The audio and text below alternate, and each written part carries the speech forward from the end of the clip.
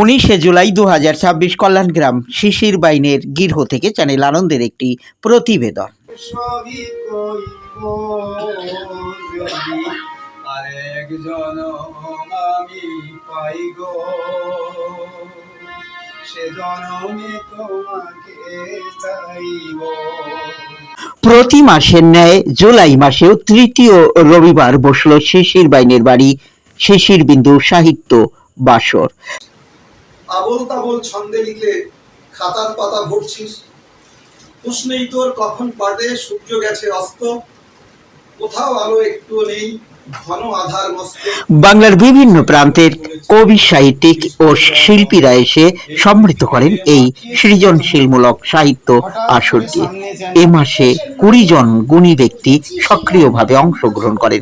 জুলাই মাসের সভাপতির পদ অলঙ্কৃত করেন নিখিল কুমার রায় ও অনুষ্ঠান সঞ্চালনায় থাকেন আনন্দচন্দ্র মণ্ডল ও কণিকা গায়। গায়ক কবি দ্বিজেন্দ্রলাল নাট্যকারও ছিলেন। সাধু হলো সেই নিজের গাছের আম, বেদনার পূর্ণ কর কয়োগী আসার মুখী রে তাহারা মিজান। আবার সামনের মাসে ব্যবস্থা হবে, আগামী মাসে আবার আপনারা কৃপা করে আসবেন। আগামী মাসও আমরা সাহিত্যের বছর করবেন। তো কি বলবো, সুন্দর যখন এতে নীল শাড়ি পরেছ,